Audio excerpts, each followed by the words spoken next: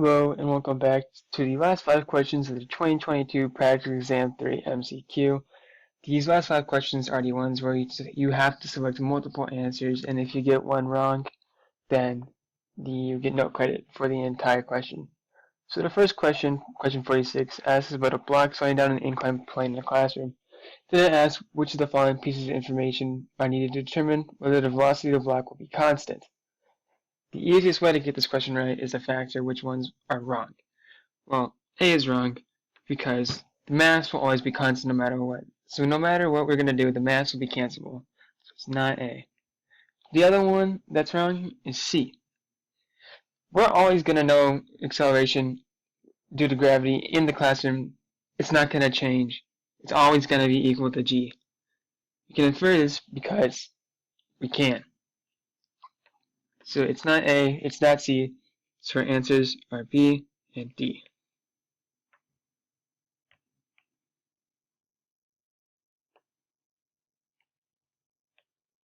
Moving on to number 47.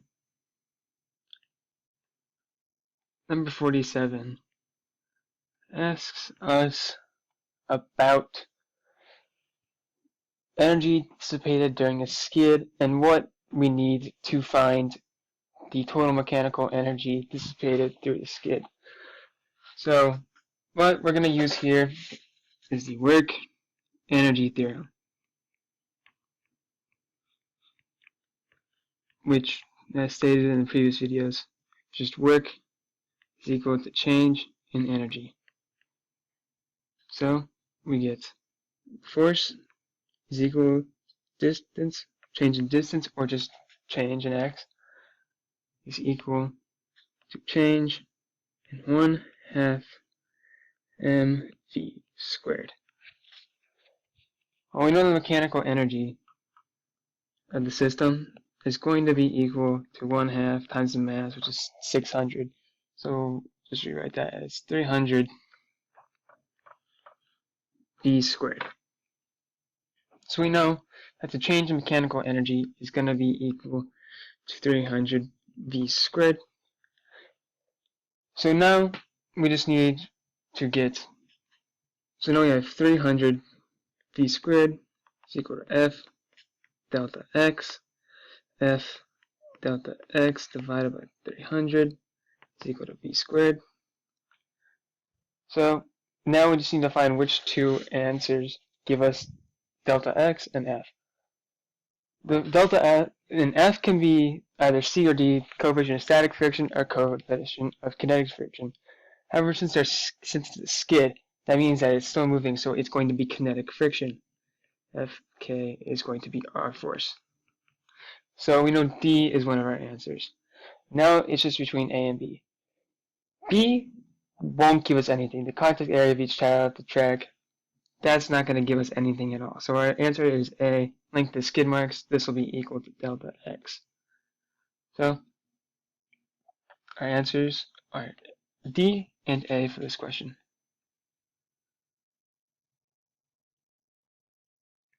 Moving on to question number 48. Question number 48 is yet again another work energy theorem problem. It gives us a graph like this, where our y-axis is net force and our x-axis is position. And it gives us hash marks at D, 2D, 3D, 4D, 5D, 6D. You need to erase this and make it a little longer.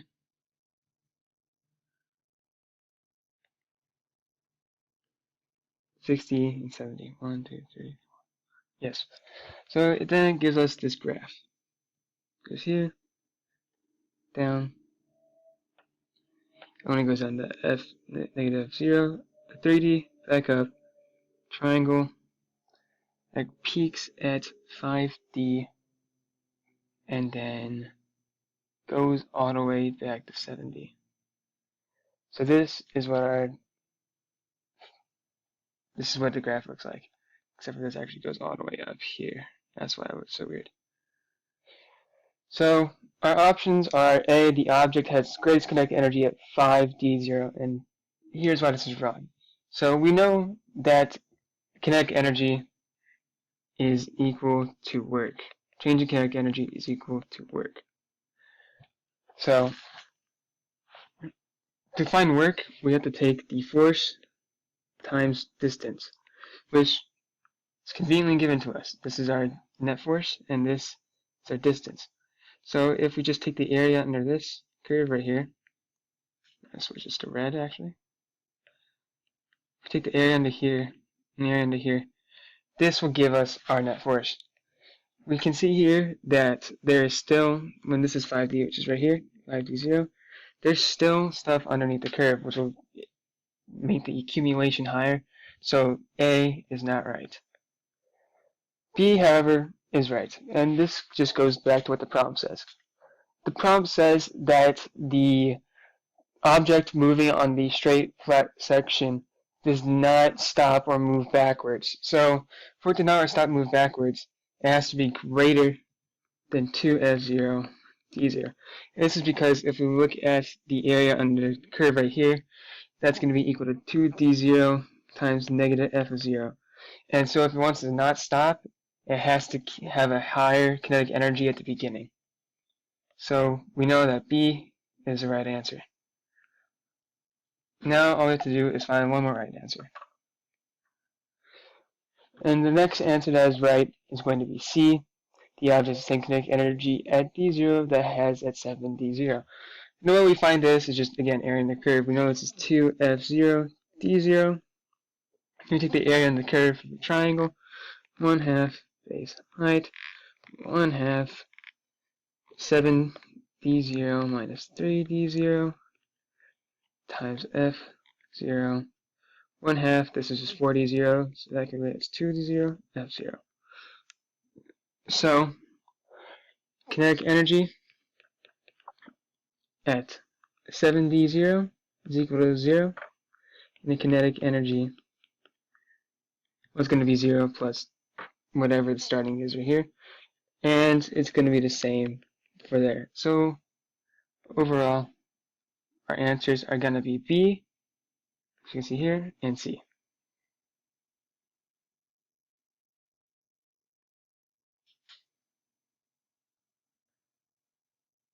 Moving on to question number 49. 49 asks us about forces combining to create zero torque. Two circles. Circle number 1 has a radius of r divided by 2. Circle number 2 has a radius in respect to the inner circle of r. It also gives us 4 forces. Right here, F of 4, it tells us this is at a 30-degree angle. Here it gives us F of 3. Here, F of 2. And right here, F of 1. So the first answer that we know is going to be F of 4. This is because F1, 2, and 3 all work in the exact same direction. So we can take those out. So the next thing we need to see is that F of 1 is equal to F of 4. So those two cannot possibly be the same answer. So we can take out F of 1. Now it's just going to be between F of 2 and F of 3, and which one is going to be equal to F of 4 in magnitude. So F of 4, we're just going to say this has to be 2, then the radius r divided by 2 times the sine, 30 degrees. This will give us that torque is equal to 0.5.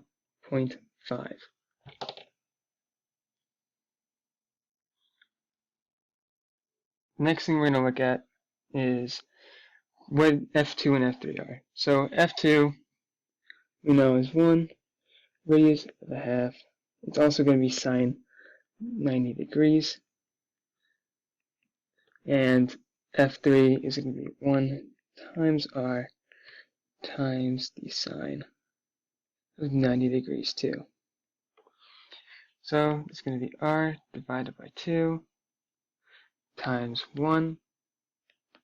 This is going to be r times 1.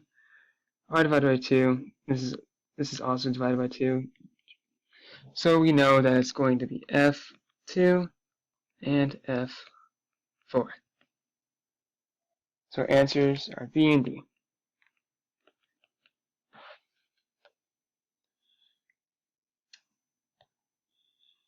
Final question is going to be question number 50.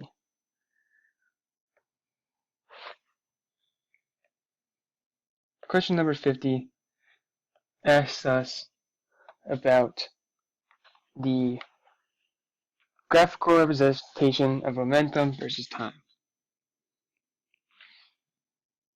The graph looks a little like this. Here, here, high of 1. Then this is 5, 0.75, 0.5, 0.25. Then 1, 2, 3, 4. Then it has dots going up progressively.